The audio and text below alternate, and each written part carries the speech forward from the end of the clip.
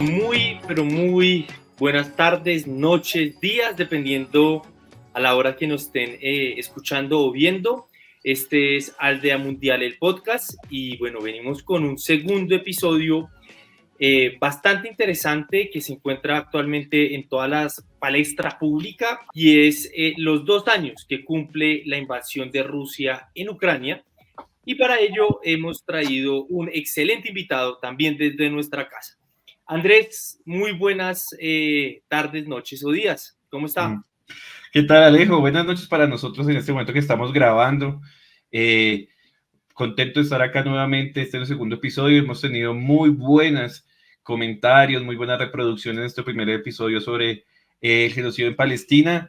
Y pues nada, contento acá de tocar un nuevo tema. Así es, Andrés. Y para ello vamos a darle la bienvenida a Rafael Piñeros Ayala. Él es docente e investigador de la Facultad de Finanzas, Gobierno y Relaciones Internacionales de la Universidad Externado de Colombia. Él tiene una maestría en análisis de problemas políticos, económicos e internacionales contemporáneos de la Universidad Externado de Colombia, junto con la Universidad de París III, y es actualmente candidato a el doctorado de estudios políticos de la Universidad Externado de Colombia. Sus temas a profundidad que aborda con amplia profundidad es todo el tema de política exterior, teoría de relaciones internacionales, seguridad internacional, y lo hemos visto incursionando también en temas de diplomacia, ¿no? Diplomacia científica. Entonces, de Rafael, muy buenas tardes, noches o días. ¿Cómo estás? Hombre, Manuel, muy bien. Muchas gracias por esta invitación nuevamente a Aldea Mundial, ahora en versión podcast. Es un placer estar contigo. Por supuesto, saludo a Andrés también. Qué bueno volverlos a ver en esta iniciativa de debate y de diálogos internacionales. Gracias, Sí, Rafael. Rafa, contento de tenerte acá porque hace 2 años exactamente, precisamente el 24 de febrero del 2022, hicimos un programa contigo y con Mauricio Jaramillo el día que comenzó la invasión de Rusia en Ucrania. Entonces, acá conmemorando un poco ese ciclo contigo, mirando lo que hablamos en ese momento para lo que hablar hoy. Los que quieran ver ese programa también está en este canal de YouTube de Aldea Mundial, lo pueden ver para que conozcan un poco lo que hablábamos en el día que comenzó la invasión. Claro, así es, Andrés. Y bueno, para no darle ya más rodeo al tema y entrar en materia, porque yo estoy más que seguro que más de uno ya quiere que empecemos a abordar el tema. Entonces, Andrés, por favor, háblenos un poco del contexto. Claro que sí. Bueno, acabamos de cumplir 2 años. El 24 de febrero cumplimos 2 años de que comenzó la invasión a Ucrania por parte de Rusia. Una solución que Putin planteó, generó por una situación que se venía presentando en 2014 después de la anexión de Crimea por parte de Rusia, pues comenzaron unas ciertas acciones hostiles en Donetsk y Lugansk, que eran unas zonas prorrusas al interior de Ucrania, un conflicto que se fue exacerbando cada vez más, creciendo y creciendo, y pues terminó por intervenir directamente de manera militar Putin invadiendo. Ese conflicto comienza en febrero del 22, pero se extiende hasta ahorita y ha tenido muchas consecuencias y muchas acciones. Entonces vamos a mirar algunas. En materia militar, básicamente, comienza una gran ofensiva, una ofensiva supremamente fuerte por parte de Rusia, con 3 frentes, pero que se va desinflando poco a poco. El frente norte, que era con Bielorrusia, que buscaba llegar a Kiev en un par de meses, se retrae a los 3 meses, 4 meses de comenzar la invasión y comienza, digamos, una situación de contención. La expansión que había tenido Rusia en Lugansk y Donetsk y en otras zonas, pues comienza a verse reflejada o la contraofensiva ucraniana comienza a recuperar tierras durante, digamos, después del verano del 22, del 2022, algo así de como en julio. Luego viene el año 2023. El año 2023 es un año, digamos, de estancamiento y hay un cambio en la estrategia militar de Rusia, de pasar de una guerra muy rápida a hacer una guerra de resistencia, de tomarse el tiempo, de esperar, del desgaste. Y esto viene acompañado de una serie de temas como que la cantidad de suministro de armas que le está dando tanto Estados Unidos como la Unión Europea comienza a disminuir, comienzan a haber líos en este sentido. Se comienza a hablar de una contraofensiva para recuperar lugares como Gerson o Zaporilla, la gran contraofensiva que venía en el segundo semestre del 2023, pero esta contraofensiva se da, pero no se da como se esperaba, y lo que hay es como una derrota por parte, un revés por parte de Ucrania. Y finalizamos un poco, digamos, este año, hace muy poco, hace unos días tan solo, cuando cae la ciudad de Avdiivka, me corrigen si lo digo mal, convirtió, digamos, en la segunda mayor victoria por parte de Moscú después, digamos, de detener esa contraofensiva. Pero esto, digamos, tiene muchas cosas más. Estamos hablando que a la fecha, o sea, a la fecha más o menos al 15 de febrero, según el Alto Comisionado de las Naciones Unidas para Refugiados, van en total unos 6.479.000 ucranianos refugiados, la mayoría de ellos se están en Europa. También se estima que hay el número de víctimas sobrepasa las 10.000 personas por parte, digamos, de Ucrania, y pues superan los 20.000 heridos. Entonces, eso podemos ver desde el tema militar. Pero, ¿qué más ha pasado? Lo primero que escuchamos fueron las sanciones, unas sanciones, bloqueo comercial, sanciones económicas a Putin, a todo, bueno, un sinfín. De hecho, se estima, digamos, que las sanciones que tiene Rusia, o se le implantaron a Rusia, superan las sanciones económicas y los bloqueos que tienen países como Irán o Corea del Norte. Sin embargo, cuando se hacen esas sanciones, todos esperaban un decrecimiento y que prácticamente Rusia se quebrara. Sin embargo, pues extrañamente sucede todo lo contrario. Según cifras del Fondo Monetario Internacional, la economía de Rusia creció más rápida que las economías del G7 y volverá a suceder en 2024. En ese sentido, digamos, hay varias situaciones que vamos a adelantar, como qué va a hacer la Unión Europea y Estados Unidos con los fondos y los activos congelados. Hay un tema que se viene ahí, un debate intenso. Pero finalmente, el tema político también ha sido bastante escabroso, de bastantes temas se han tocado acá. Primero, la entrada de Suecia y Finlandia a la OTAN, consecuencia, digamos, de la posición del conflicto entre Rusia y Ucrania, precipitó que esos países, que eran generalmente neutrales, se anexaran a la OTAN, colocando otro país de la OTAN en las puertas de Rusia, algo que ellos no querían. Lo segundo es un desgaste interno de Zelensky, que es el presidente ucraniano y que fue o sea, una posición que lo observaron mucho los medios de comunicación en el primer año y medio del conflicto, ha venido perdiendo, digamos, apoyo al interior de Ucrania y en ciertos sectores internacionales. Se está hablando de una elección, este año era un año de elección y se está discutiendo la necesidad de hacer elecciones por parte de sectores internos en Ucrania. Finalmente eso no se va a dar, pero simplemente que haya ese debate muestra ciertas acciones de debilidad en medio de una guerra, ¿no? Hay dudas sobre el gasto militar, de la financiación que tanto Estados Unidos como la Unión Europea le están dando a Ucrania. Vemos debates constantemente, posiciones en el Congreso norteamericano, dudas sobre el apoyo y demás. Y pues se viene un año de elecciones, que eso es lo que vamos a hablar ahorita también. Un año electoral en Estados Unidos y en Rusia también. En Rusia hay elecciones. Acaba de morir Navalny, que tiene unas consecuencias importantes.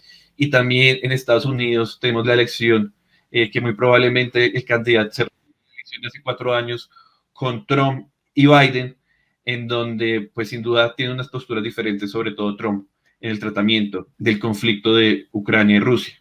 Entonces, estos son los temas que ponemos en contexto para entrar en profundidad con el tema que vamos a tener el día de hoy. Para iniciar, yo creo que partamos desde un balance. O sea, ya llevamos 2 años. ¿Qué ha pasado? ¿Cuál es tu perspectiva? Me gustaría que discutiéramos un poco, porque sin duda alguna cuando se lanza una guerra, todos los actores tienen unos objetivos, tienen unas proyecciones, sin duda alguna en lo político, en lo económico, en lo militar, pero es en el transcurso de ese conflicto en que empezamos a evaluar si los objetivos se lograron y si esa estrategia táctica funciona para lograr esos objetivos. Rafa, ¿cómo la ves tú? Yo la veo complicada Recuerdo que gracias por la invitación hace 2 años y si me vuelven a invitar quiere decir que medianamente se hizo bien. Yo creo que hay un elemento importante acá de destacar y es que creo que Vladimir Putin ha sabido interpretar mejor los tiempos, el timing que llaman en inglés. ¿Por qué lo menciono? Yo creo que si nosotros miramos el desgaste tradicional que tienen democracias como los Estados Unidos o cualquier otro país europeo, en el sentido de hay elecciones, hay pesos y contrapesos, hay dificultades económicas derivadas de la inflación, hay un entorno estructural que no les permite comportarse a esos países o a algunos otros como se comporta la Rusia de Vladimir Putin. Creo que ahí tiene un timing mejor. Vladimir Putin no tiene una oposición férrea en el Parlamento. Vladimir Putin sabe reprimir, recallar, minimizar la oposición de maneras ortodoxas y menos ortodoxas. Aún hay dudas cómo murió Navalny, por ejemplo. Entonces, cuando usted se enfrenta a ese panorama, yo creo que el timing y el control, digamos, en las manos, creo que sigue estando principalmente en la Federación Rusa. Por lo que el contexto de Andrés señalaba, ojo porque va a haber elecciones en los Estados Unidos a final de este año y eso es lo que llamo el desgaste de las democracias, ¿no? O el día a día de las democracias. Y si Claro, esto se tienen que alarga, someterse continuamente a la cosa popular, a la votación, a ganarse, y eso les hace tomar posturas. De hecho, hoy leía un artículo de National Geographic que está analizado en los 2 años y habla precisamente de eso, o sea, que finalmente ya Rusia, no, al romper relaciones con la Unión Europea y con los Estados Unidos, casi de tajo, pues ya no tiene incentivos de comportarse medianamente democrático al interior de su país. Entonces, a medida que pierde o se distancia de Occidente, pues el autoritarismo crece al Y interior. además en sí, marzo, en marzo hay elecciones, pero el resultado estoy casi que seguro que va a ser superior sí, al 80% a favor de Putin. Es decir, totalmente de acuerdo. muy difícil. Y mire, entonces, lo que decía, un puntito del timing. Mire, el timing creo que Rusia lo mejora, lo maneja mejor porque en tiempos de una guerra es más fácil para un régimen autoritario comportarse que para una democracia. Y en ese sentido también es curioso ver otro movimiento, y es el de los países que eran neutrales antes de iniciar la guerra, como Finlandia y Suecia, quisieron entrar, hubo un periodo de desgaste y de confrontación al interior de la OTAN, especialmente con Turquía. Finalmente lo logran y uno de los candidatos en Estados Unidos dice que el que no pague y el que no aporte no será defendido. Entonces, dése cuenta cómo esto ha sido un ir y venir de los distintos actores que Sí. conforman la geopolítica y la gobernanza de seguridad en Europa. Yo le agregaría otro elemento que me parece muy importante y es que si bien, digamos, concuerdo con el timing, digamos, creo que Putin lo ha interpretado mejor, lo ha planificado y lo ha plasmado de mejor manera, a pesar de que también no podemos negar que tuvo ciertas situaciones de debilidad en donde tuvo ciertas dificultades para suministrar armamento. Pero yo creo que hay otro elemento que me parece muy importante y es que esta preparación y ese buen timing que utilizó o que logró aplicar Putin viene también de una planeación anterior. ¿Y por qué lo digo? Porque yo sí estoy convencido que Moscú tuvo claro que lo que sucedió en 2014 y 2015 con los acuerdos de Minsk 1 y 2, ese era el primer round de una situación que iba a un mediano y largo plazo. ¿Y por qué digo lo siguiente? Porque me pareció muy interesante lo que hizo, por ejemplo, en 2017 y 2018 Putin en la medida de comprar mayores reservas en oro, es decir, cambiar sus reservas que estaban en dólar, pasarlas a oro, y eso sin duda alguna es una medida para contrarrestar estas sanciones económicas que ya Moscú había sufrido antes. Y lo segundo es la creación del sistema MIR, que el sistema MIR es un sistema de mensajería financiera dentro de Rusia, que eso los chinos en el año 2022 lo absorbieron, 22, lo absorbió para también que las sanciones económicas impuestas por Europa y por Estados Unidos no tuvieran ese efecto tal. Entonces yo creo que ¿Es el reemplazo del Switch? sí, correcto. El MIR es el reemplazo del SWIFT, es decir, que para que nos entendamos mejor, estas sanciones lo que hace es que los servicios de Visa y Mastercard no funcionen para ese país. Entonces, lo que hace Rusia es crear un sistema de mensajería financiero paralelo y creo que eso, por eso digo concuerdo con Rafa en el sentido de que, sin duda alguna, Putin estableció mejor el timing, pero que eso no podemos desconocer, que venía desde mucho atrás y que supo mover también ciertas fichas para poder responder en este escenario. Claro, y además, eh, si ponemos, usted tiene razón en que no necesariamente debemos concentrarnos en estos 2 años, sino que viene de antes. Pero si solo tomáramos estos 2 años, recuerdo que nos preguntaban los periodistas, ¿y cómo cree que va a terminar esta situación? Dije personalmente, y creo que algunos otros también, esto va a terminar con una acción militar corta, rápida, a nadie le conviene una guerra. Incluso eso me hacía pensar en una resemblanza de lo que pasaba en 1914 cuando inició la Primera Guerra Mundial. No, esto va a ser una cosa muy corta. Y fue una guerra de trincheras, no de guerrillas, pero sí de trincheras, que duró 4 años y que dejó devastado el continente europeo. Hoy llevamos 2 y creo que políticamente hemos empezado a abrir puertas que no se contemplaban hace 2 años. Por ejemplo, Ucrania debe ceder una parte de su territorio. Ucrania debe desistir de seguir en su empeño de recuperar, ojo, recuperar parte, la provincia, la península de Crimea y las provincias de Lugansk y Donetsk. Es decir, acá ya estamos empezando a hacer un giro de una operación que considerábamos que iba a ser corta, si bien por el esfuerzo de las tropas ucranianas, si bien por los errores de Rusia o si bien por la ayuda internacional que se ha convertido en un respirador artificial para Ucrania, puede ser una mezcla de todos los anteriores factores y algunos otros. El punto es que hoy estamos abriendo una compuerta que no se tenía muy clara hace 2 años y era si un Estado debía ceder parte de su territorio para estar seguro, no sabemos seguro dentro de qué escenario, si la Unión Europea, si la OTAN, si ambas, de cara a lo que vendrá. Entonces, creo que 2 años después tenemos que caminar incluso con más cautela, porque el desarrollo, como muy bien lo generaba Andrés en la introducción, pues ha visto momentos de profunda rapidez de avance por parte de Rusia, luego una recuperación importante por parte de Ucrania y hoy, y desde hace ya algún tiempo, vemos como un estancamiento, ¿no? Como, valga la redundancia, un recorderis de lo que sucedió en el año 1914 y en la Primera Guerra Mundial.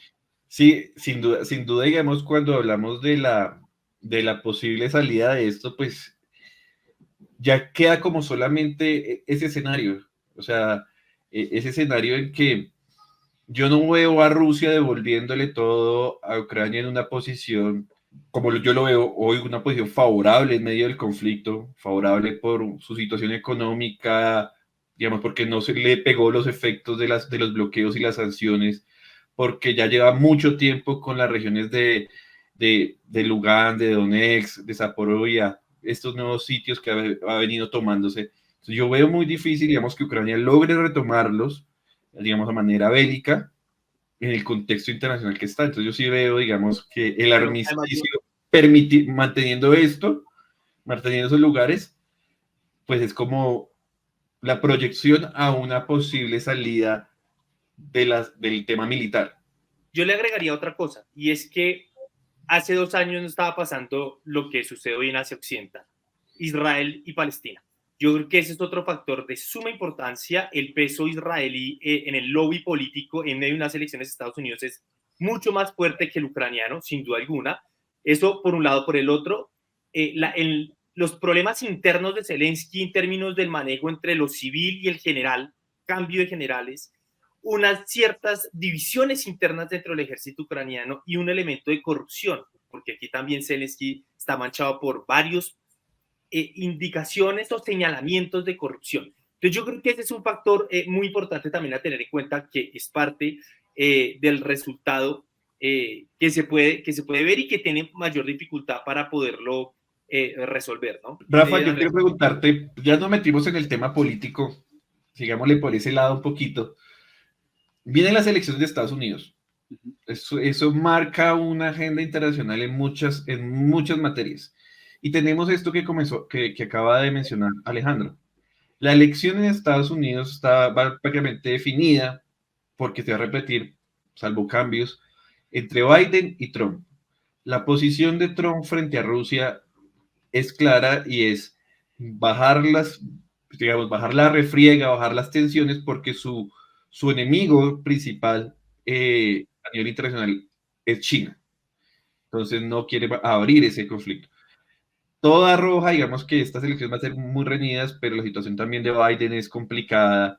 Entonces, ¿cómo es que se pueda desarrollar en un hipotético caso de que gane Trump otra vez las elecciones en Estados Unidos? Es un panorama sumamente complejo y más impredecible de lo que se pensaba podía ser en el 2016 cuando ganó por primera vez las elecciones y se convirtió en presidente.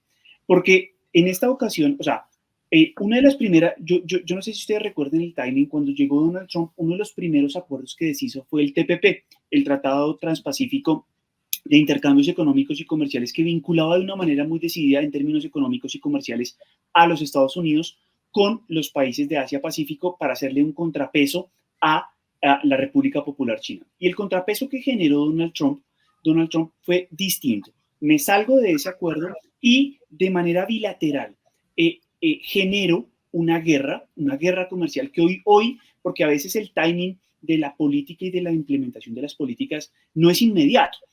La guerra comercial entre China y de Estados Unidos creo que tiene una consecuencia hoy importante, positiva para algunos y negativa para otros, como cualquier guerra, y es hoy el segundo aliado comercial de los Estados Unidos no es la República Popular China, sino ha crecido significativamente México, ha crecido significativamente Alemania y otros países, que era uno de los efectos que quería generar Trump.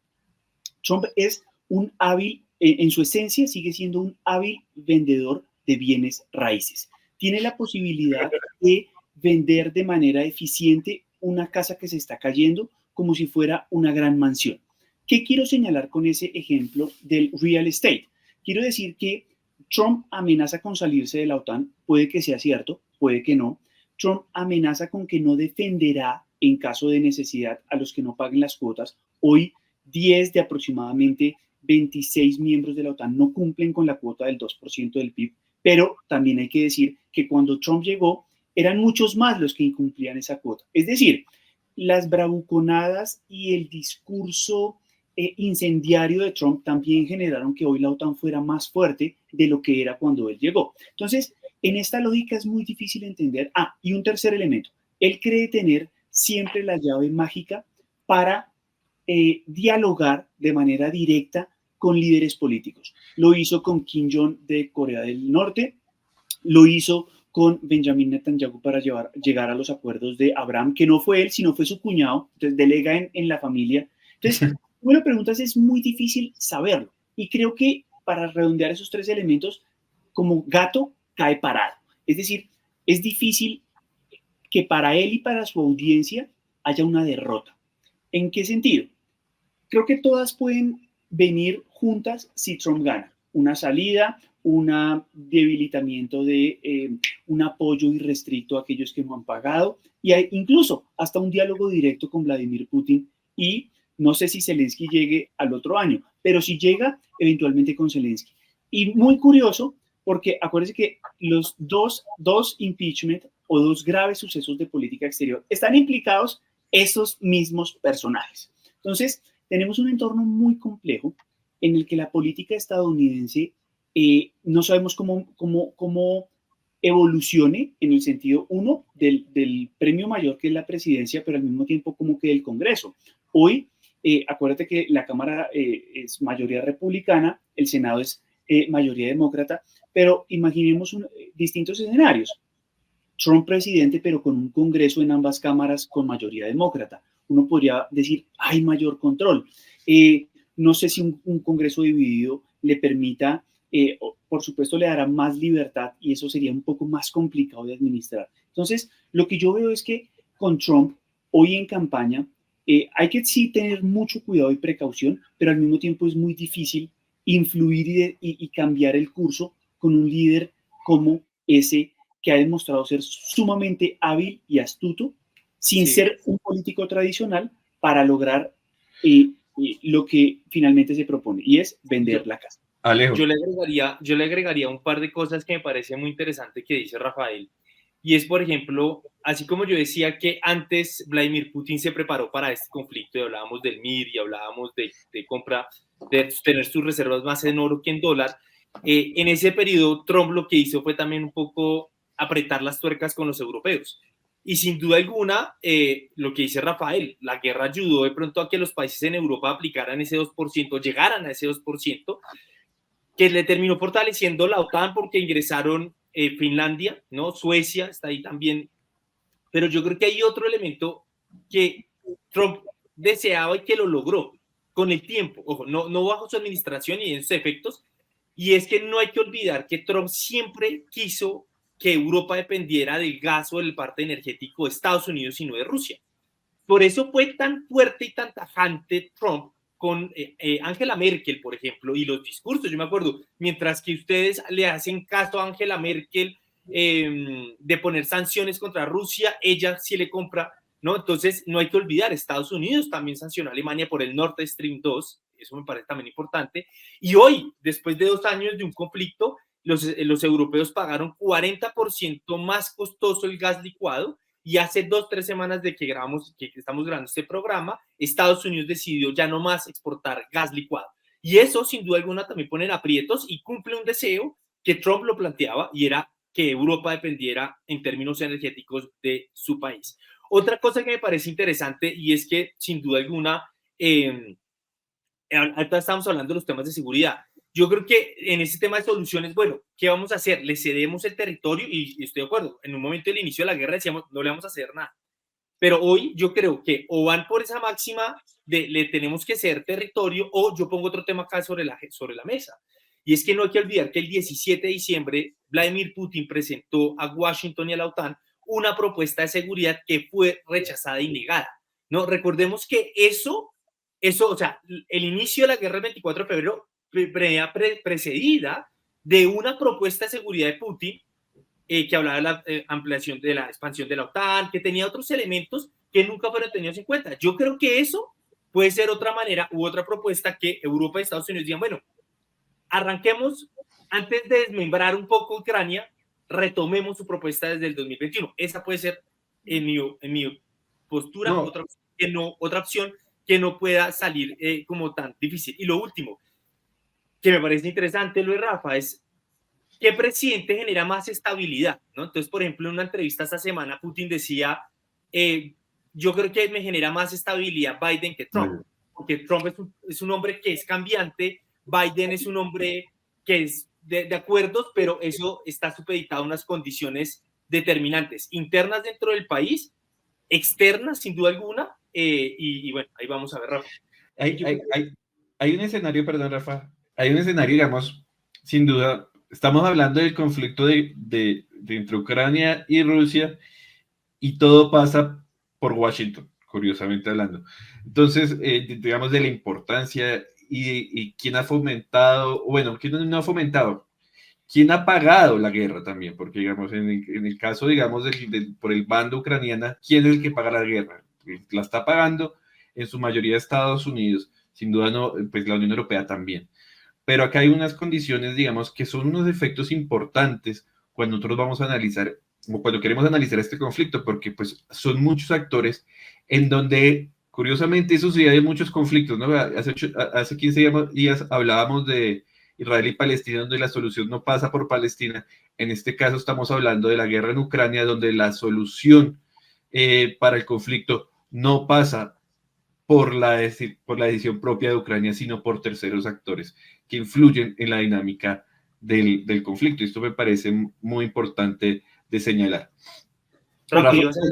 Porque uniendo las dos cosas, y miren ustedes lo paradójico y lo difícil, acá nos estamos centrando, digamos, en los Estados Unidos como actor, y los Estados Unidos como actor nos refleja, digamos, dos comportamientos que en este caso son muy distintos, y una cosa es el deseo y otra cosa es la realidad.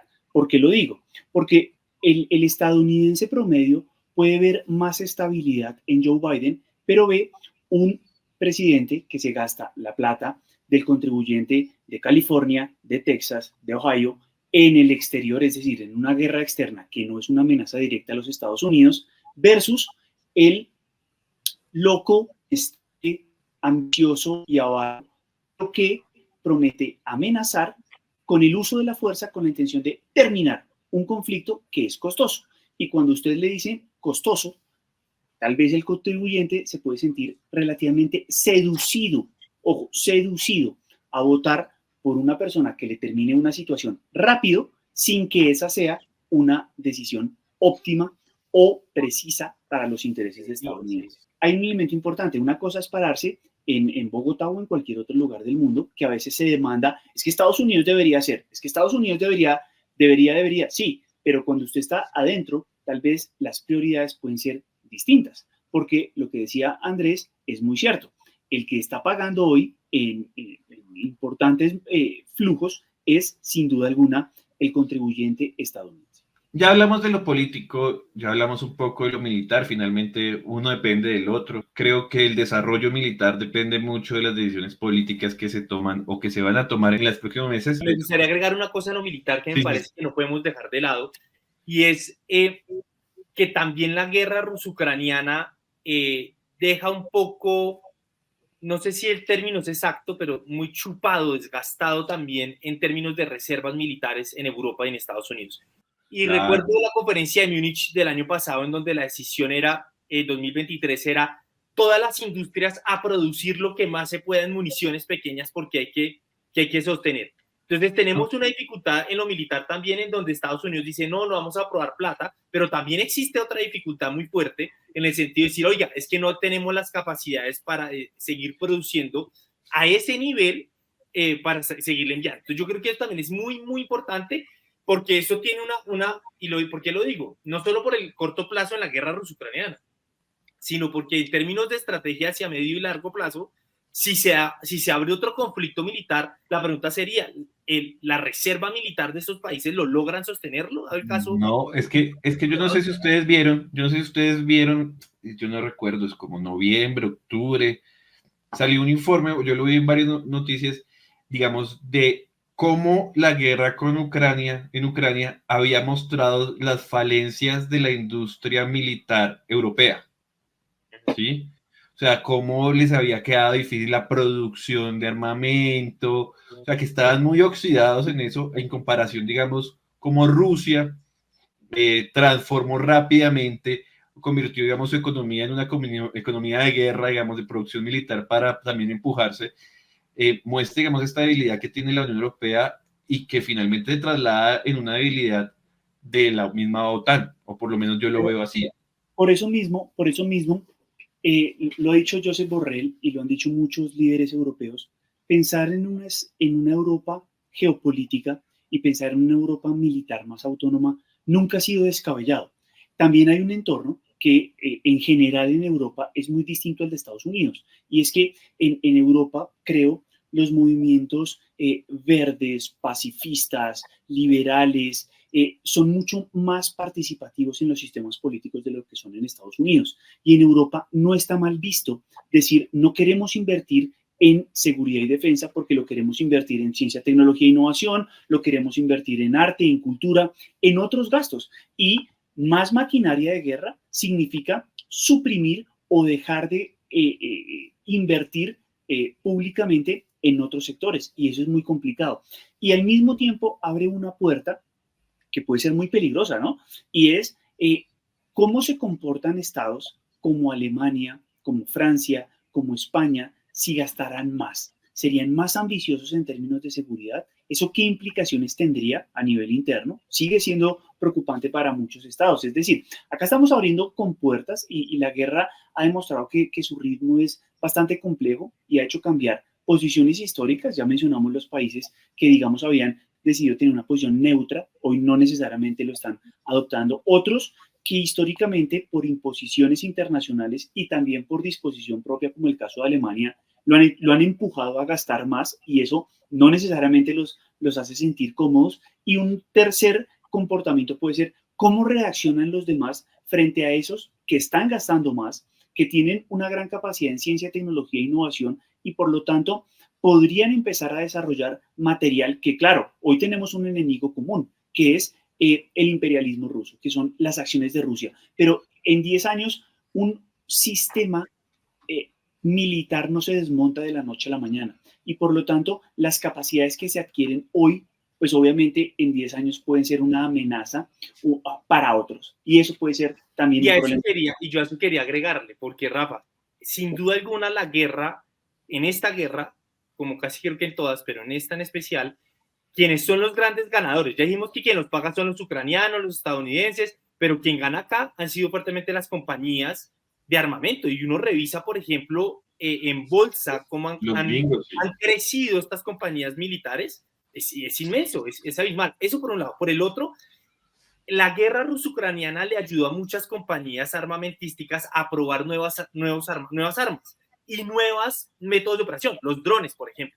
¿Sí? Entonces yo creo que aquí hay un ganador sin duda alguna, que son las empresas militares, las empresas armamentísticas en especial, no solamente porque han producido, han ganado dinero, sino porque han probado en el campo, en el terreno, con sus armas. El segundo elemento que me parece importante, que me gustaría mencionar, es el asunto también de que no podemos dejar de lado, y es que así como en Estados Unidos hay elecciones en noviembre, no podemos dejar de lado, y esto también influye mucho en lo militar y toda la cosa, es el asunto de las elecciones del Parlamento Europeo, que sea el 9 de junio de este año. Y esto es muy importante porque así como Trump puede seducir a los votantes, en Europa también la extrema derecha y países de extrema derecha están también seduciendo a la gente.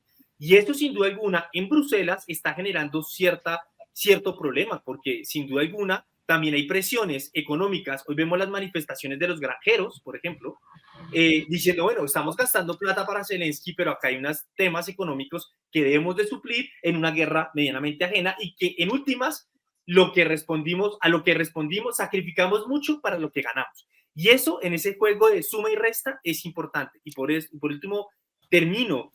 Hoy, de hecho, salió un artículo que recomiendo mucho de Economics que se llama ¿Si puede Europa responder sin Estados Unidos? Y entrevistan al secretario de la OTAN. Y sin duda alguna dice, no podemos. Y a pesar que la industria alemana, que es la más fuerte en armamento, y todas las industrias sacaron lo que más pudieron, hoy no se puede. Y por eso decía el comentario antes de pasar a la otra sección, que lo militar, lo que hoy vacía, tiene una repercusión no a corto en la guerra, sino a mediano y largo plazo. No, sin duda, digamos, tengo acá expertos de seguridad acá hablando esto y sin duda tiene unas implicaciones políticas muy grandes. Yo creo que hablemos de un tema que me parece interesante. El tema económico, pero en el escenario internacional, y el escenario internacional, geopolítico internacional. ¿Por qué? Porque acá se mueven muchas fichas. Curiosamente, este conflicto, digamos, que lo vemos, o que lo veas de afuera, pues ve solamente implicaciones entre dos bandos y acciones políticas de terceros, realmente ha movido los cimientos de la estructura de pesos y contrapesos en el statu quo del sistema internacional o de la comunidad internacional, como ustedes lo quieran mencionar. Hemos visto cómo los bloqueos económicos y las sanciones económicas que se le impusieron a Rusia no surtieron un efecto, y contrariamente a eso, un sistema de alianzas que Rusia y sus aliados han venido construyendo le han permitido vender su petróleo, vender su gas, vender sus diamantes, apropiarse el boicot, digamos, de grandes empresas, pues terminó usándolo a favor para su mercado interno. Estos mismos aliados como India, China y otros les surten de tecnología. Y tenemos, por otro lado, el año pasado, la ampliación de los BRICS como un posicionamiento de un nuevo actor geopolítico. Entonces, ¿qué incidencias tiene realmente, más allá de la guerra? Porque yo siento que la guerra desprendió un poco de cosas en la transformación o una transición del sistema internacional como tradicionalmente lo conocíamos, en donde Estados Unidos sigue, digamos, cayendo un poco en su visión hegemónica de control del planeta. No sé cómo lo ven ustedes. Rafa. Bueno, yo lo veo,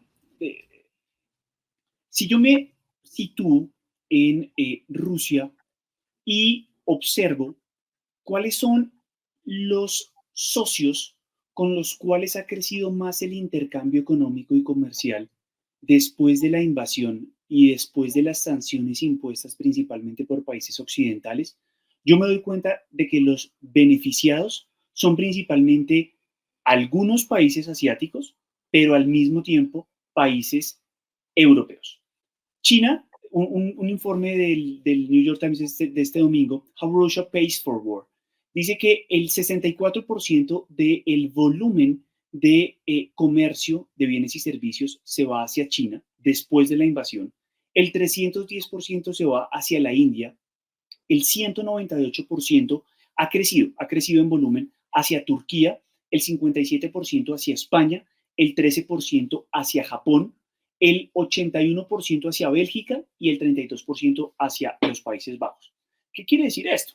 Esto quiere decir que hacia Europa, desde Rusia, ha tenido que movilizar y cambiar significativamente sus aliados. Ya no son Alemania, Francia o el Reino Unido, sino que se ha hecho un bypass, especialmente por otros países, porque, repito, los europeos impusieron unas sanciones que después tuvieron que recalibrar porque Europa no podía dejar de importar de un día para otro o de un mes para otro el gas licuado y el petróleo que les llegaba al viejo continente y a algunos países. La geopolítica energética determina una exposición hacia Rusia muy diferenciada.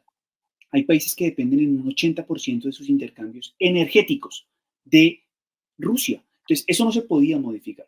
Y otros grandes beneficiarios, como usted lo señaló ahorita y como lo hemos dicho en distintos momentos, algunos países BRICS, como lo son la República Popular China y la India. Entonces, ahí encontramos que Rusia, siguiendo la línea de Manuel, ha sido eficiente, vende más barato, se demoran más en pagar, por supuesto, porque el sistema SWIFT permite unos pagos mucho más rápidos que otros sistemas, pero llega, la plata llega y están dispuestos a hacer descuentos. Recuerde usted que Europa le puso un piso a al valor de las exportaciones energéticas, alrededor de 50 euros, teniendo en cuenta los precios internacionales del petróleo, pues se dará usted cuenta que tienen que vender a mitad de precio, pero lo siguen haciendo. Es decir, demuestran, como históricamente lo ha hecho Rusia, que son capaces de absorber un gran volumen de los costos que significa una decisión como mantener una invasión a, en este caso, Ucrania. Entonces creo que han logrado absorber. ¿Cuánto tiempo más lo pueden hacer? Siempre será una pregunta difícil de responder, no solo desde Colombia, sino incluso desde países cercanos, porque a veces cuando uno está un poco más distanciado, ve un problema un poco más significativamente distante. Los intercambios rusos no necesariamente eran tan importantes en América Latina. Entonces a nosotros tal vez no nos esté afectando tanto. Cuando se produjo la guerra, el traumatismo comercial, dijimos, uy, ¿qué será eso de bulla que importamos tanto desde Ucrania? Y nos dimos cuenta que eran fertilizantes y demás. Pero en términos generales, se ha logrado como solventar en parte, ojo, en parte, el aumento del precio de los alimentos sigue siendo importante y le toca a países de bajos ingresos y ingresos medio bajos, por supuesto.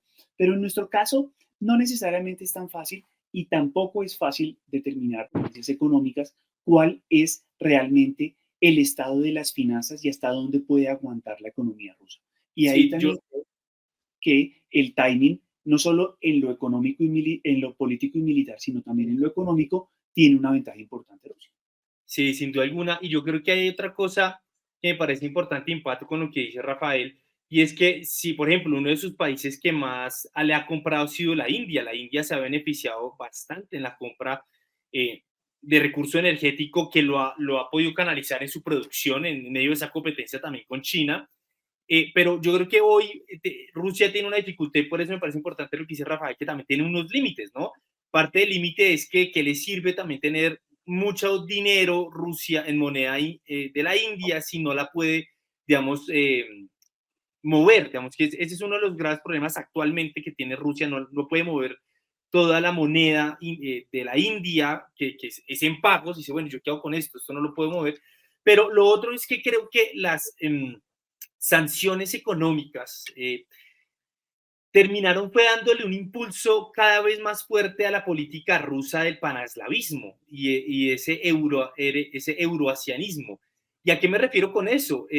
Rusia, desde Alexander Dugin, ya no pertenece a, digamos, el círculo cercano de Putin, pero fue una de las personas que estableció, creó esta ruta del euroasianismo y era que Rusia decía, ya nosotros no queremos estarle insistiendo más a Europa o a Estados Unidos que nos reconozca como un igual, que nos reconozca como una potencia.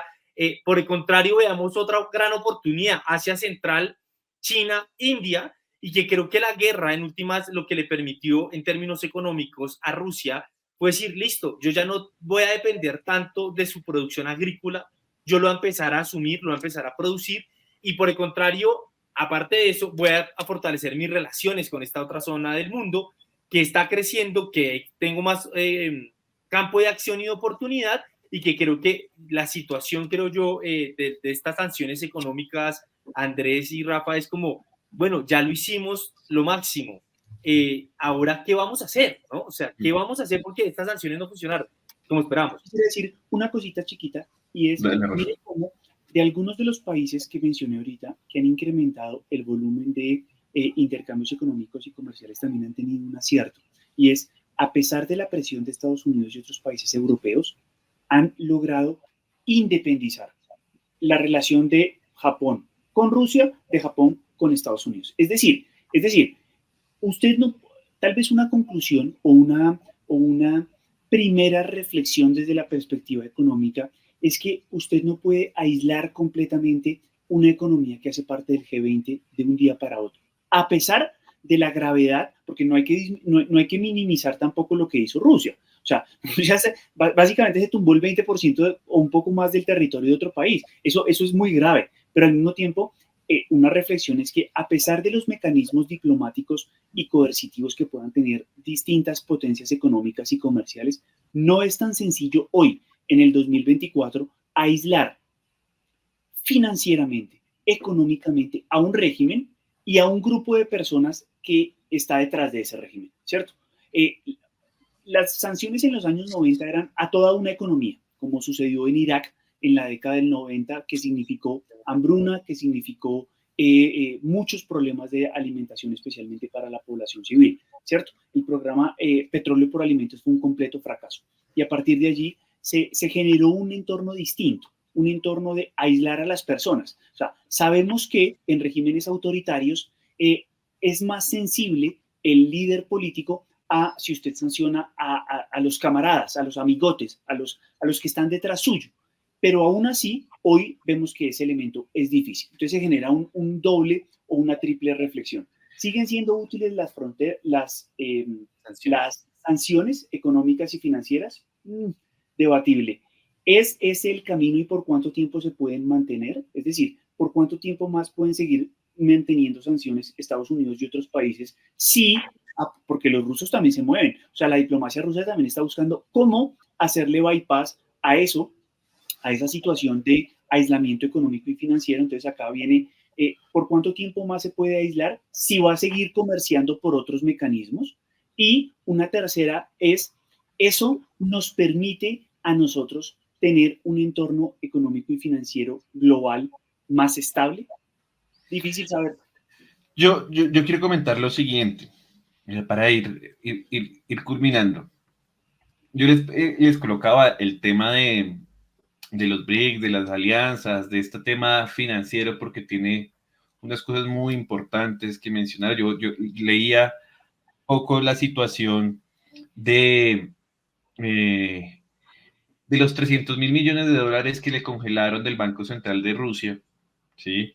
que tiene la Unión Europea y Estados Unidos, y hay todo un debate porque le están como exigiendo o que están mirando la posibilidad en la Unión Europea de pasárselos a Ucrania, una iniciativa de la Unión del Reino Unido. Sin embargo, hay un debate muy creciente porque de hacer eso, ¿cuál va a ser la confianza que tienen países de África, de América Latina, del Asia, de Medio Oriente, para comenzar o seguir dejando sus reservas en divisas en bancos europeos o en bancos gringos, si ante una situación política, de conflicto económico, bueno, la que sea, que se escale, pues me los van a congelar?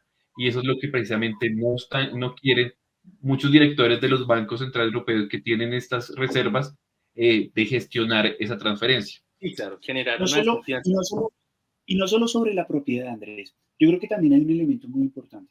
Así como hay activos congelados de miles de millonarios rusos en distintos países europeos y en los Estados Unidos, también hay activos congelados de empresas que no lograron liquidar empresas occidentales, alemanas, británicas, francesas, estadounidenses, que no lograron, que no lograron liquidar sus activos en Rusia y están allí congelados. Y al mismo tiempo hay otras que, a pesar de la presión por parte de sus gobiernos para salir, no lo hicieron y también han crecido. Entonces, eso no es tan sencillo de decir, lo de Juan, pasémoselo a Pedro. No, crea un problema de propiedad, por supuesto, de confiabilidad en el sistema, pero al mismo tiempo es la reciprocidad. Si tú me haces algo, pues también vamos a mirar cómo hacemos eso.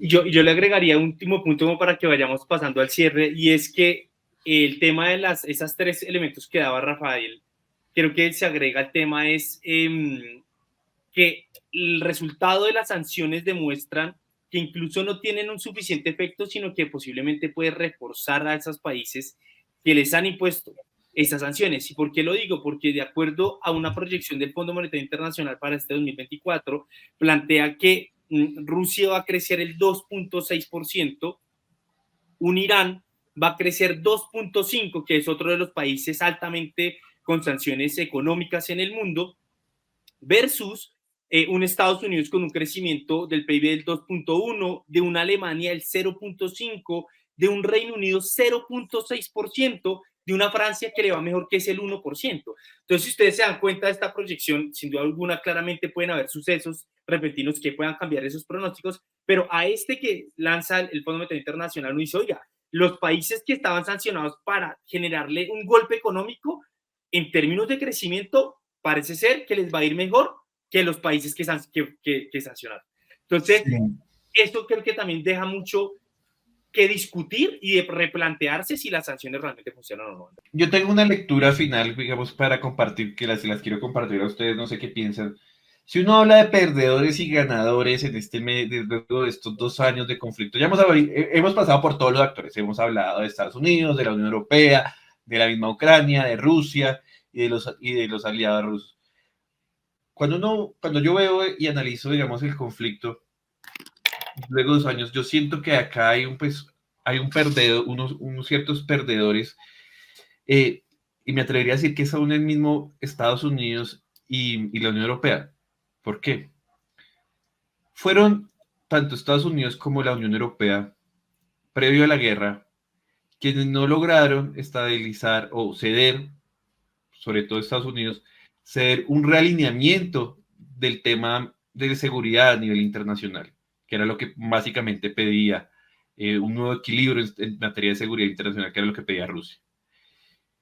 Y finalmente, pues, primero se da una guerra que tiene que financiar en un momento de situación económica interna de Estados Unidos y la misma Unión Europea, difíciles, post pandemia, recordemos eso, y el desarrollo y el gasto militar y el gasto que están llevando a cabo cada vez aumenta, pero los efectos contrarios a lo que querían hacer, que es todo lo que estamos hablando, no se han visto porque Rusia va creciendo, y lo que sí ha venido generándose son unos, como lo decía Rafa, unos bypass o unos caminos alternos para la dinámica económica y la consolidación de nuevos acuerdos políticos. No sé si ustedes concuerdan con esa lectura. Bueno, no necesariamente, Andrés, porque sí, yo creo que aquí cada país se ha puesto un objetivo distinto y puede tener un objetivo distinto. Rusia vendió la invasión del 2022 como una operación militar especial, y esa operación militar especial no le ha permitido ni perder lo que tenía antes y sí ganar un poco, tal vez no lo que quisiera, pero está ganando. El objetivo de los Estados Unidos es, y sigue siendo, que diplomáticamente haya consenso con los países europeos, que haya un mecanismo o una serie de instrumentos de confianza política, diplomática y militar que les permita seguir remando, al menos por el momento, porque no sabemos lo que pasa en noviembre, hacia el mismo lado, y que los costos internos puedan ser absorbidos por quien está en el poder. Y yo creo que Estados Unidos no necesariamente es un perdedor, porque ha logrado que el conflicto en Europa, que lo de Hamas y Israel puede ser un elemento muy cercano, pero yo creo que tiene una raíz distinta a lo que pasa en Rusia y Ucrania. Que en Europa no haya conflicto que los europeos sigan confiando en que con Estados Unidos se puede trabajar y que no haya habido un intento claro de bloqueo a las acciones que han tenido. Claro, ha habido dificultades con negociaciones con algunos líderes europeos como Víctor Orbán, ha habido dificultades para pasar cierta legislación, pero así como Estados Unidos gasta, también los europeos han entendido que en esta guerra hay que gastar. Entonces, no sé si puedan ser perdedores, al menos los Estados Unidos. Y en Europa, hoy el entorno político es complejo, es difícil, pero para mí, para responder tu pregunta, yo creo que el gran perdedor sigue siendo Ucrania, ¿sabes? Porque el destino de Ucrania hoy no está en manos de los ucranianos, sino está en un tablero de negociación en el cual no tienen la carta ganadora los ucranianos, o sea, no pueden decidir autónomamente sobre su futuro y difícilmente lo van a poder hacer. Y además van a tener que aceptar eventualmente resultados subóptimos. Entonces creo que el gran perdedor para mí es Ucrania. Sin duda, sin duda. A veces con tantos actores minimizamos un poco lo que dije al principio, el que está jodido porque todos toman decisiones por él y no tiene la capacidad y su voz no se escucha. Alejo. Yo agregaría, sin duda alguna, el principal perdedor es Ucrania.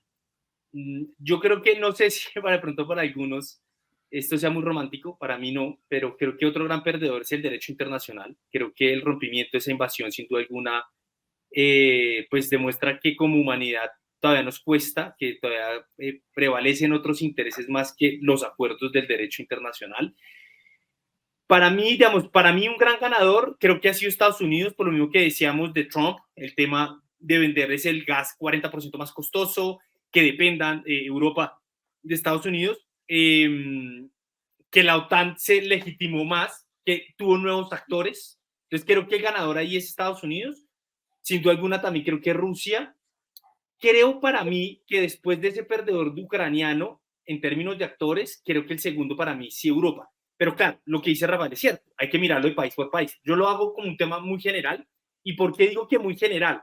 Porque por dos razones. La primera de ellas es porque no hay que olvidar que Europa, principalmente Francia, estaba impulsando crear una autonomía estratégica, un plan que Europa fuera más autónoma que de Estados Unidos. Y hoy en este resultado de esta guerra, sin duda alguna Europa va a seguir dependiendo de Estados Unidos. Y por eso para mí, en términos generales, en ese proyecto que es histórico con la PEX, que es la política exterior de seguridad comunitaria de Europa, no lo logran.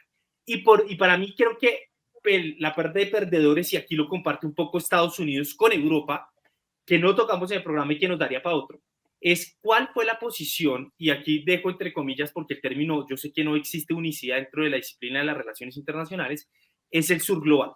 Si ustedes se dan cuenta, América Latina no le compró el cuento, ni a Estados Unidos ni a los europeos. Los africanos tampoco le comieron el cuento. Entonces yo creo que ahí también tanto Estados Unidos como Europa perdieron ese respaldo, esta narrativa de un sector o una región, no es que eso no es una región, de unos países del sur global, llamémoslo así, que en este tipo de cambios, de confrontaciones, la narrativa es importante y no se la compraron. Y yo creo que ahí por eso también diría que perdieron. Bueno, acá, como ustedes han podido ver, hay tres visiones sobre qué ha pasado de ganadores y perdedores en estos últimos 2 años. Yo propongo que miremos prontamente a hacer un programa, me parecería muy interesante, que hablemos sobre qué es el sur global, cómo se come, cómo lo vemos, qué lecturas tienen los internacionalistas y demás tenemos sobre el tema. Bueno, pasamos a la última sección, muy rápido. Rafa, para las personas que quieren profundizar un poco, que quieren conocer un poco más de temas de seguridad, de la situación del conflicto, ¿qué libros, qué películas nos recomiendas en esta sección que se llama Recomendados? Justamente para los que tienen en sus operadores de cable el canal de History Channel, hay una serie que están pasando ahorita y que llega justo hasta el 2022 que se llama Las Guerras de Putin. Me parece que es un documental muy bueno de History Channel sobre cuál ha sido el pensamiento, la narrativa y los objetivos puestos en cada una de las guerras que ha peleado Vladimir Putin como presidente. Y lo que más me gusta es la última frase. Rusia en esta guerra ha demostrado que las bajas no son un problema para Rusia. Es decir, están dispuestos a sacrificar económica y poblacionalmente una parte importante. No sabemos si consiga el objetivo y qué objetivo y cómo después vaya a vender ese gran o reducido objetivo que se gane. Pero sí creo que es un buen elemento. Otro que lo encuentran fácil en Netflix, Winter on Fire, creo que es un buen documental sobre cómo empezó lo que hoy estamos hablando en el 2014, que también se cumplen 10 años. Hoy había un programa especial en The Woodrow Wilson Center sobre 10 años del Euromaidán, y me parece que es muy bueno para tener una perspectiva de cómo llegamos a la situación del hoy, en el 2024, desde el 2014. Me parece que esos dos pueden ser muy útiles, aparte de un buen artículo escrito por Rafael Piñeros y Manuel Rayra en la revista Desafíos. Sí, en efecto, ese era el que también quería recomendar yo antes de que termináramos este programa, hacer autobomba, aunque no es muy chévere, pero bueno, con Rafael y quienes habla Manuel, hicimos un artículo que se publicó en la revista Desafíos de la Universidad del Rosario. Se publicó en noviembre del año pasado, 2023, y se llama La guerra en Ucrania entre la seguridad, la geopolítica energética y las sanciones internacionales. Precisamente todos estos temas que tratamos allí, pues aquí en este artículo también lo encuentran. Bueno, Rafa, muchísimas gracias. Eres amigo de la casa, pero digamos, tocando este tema después de 2 años, muchas gracias por aceptarnos la invitación, muchas gracias por estar en este segundo capítulo de nuestro podcast. Hombre, para mí es un placer hacer parte de este proyecto. Es cierto, como lo dices tú, que me han invitado en estos 2 años que han pasado en otras ocasiones, así que muchas gracias, espero que nos sigamos viendo. Muchas felicidades a Andrés y a Manuel por este producto. Bueno, muchísimas gracias. Con esto terminamos nuestro segundo episodio abordando uno de esos elementos que marcan la agenda de la vida internacional. Recordarles que nos pueden seguir por nuestras redes sociales @aldeamundial2020 en Facebook, en Instagram, Twitter, nos pueden encontrar, y como YouTube, @aldeamundial. Entonces, por favor, póngale siga, reproduzca, vea, comparta. Y bueno, que estos temas sean para diversificar el conocimiento, llevar el conocimiento de manera más sencilla a las casas, y que en la casa y en los amigos empezamos a discutir y compartan. Si nos estás escuchando por Spotify, Apple Podcast, Amazon Music o tu plataforma preferida de podcast, dale seguir, compártelo y nos vemos nuevamente dentro de 15 días. Colgamos un nuevo capítulo acá en Aldea Mundial, el podcast. Muchas gracias.